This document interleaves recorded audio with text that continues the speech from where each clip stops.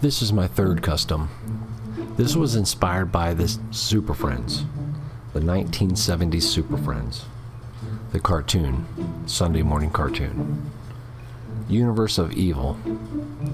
It's where Superman in both universes, there's a universe that has the Super Friends in a bad way that the public fear them, unlike obviously the super friends in the normal universe, meaning I guess our universe.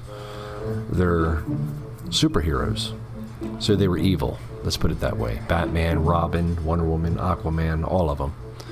So the Superman in our universe, so to speak, was throwing a boulder inside of a volcano. They both did it at the same time,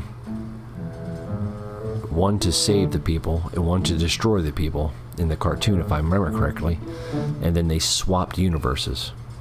So this was inspired by that. I used a head sculpt from the infected Superman from my second custom, and this body was from the very first comic Superman, first wave of McFarlane toys.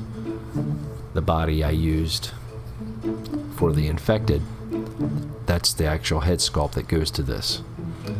Thank you for watching if you watched it.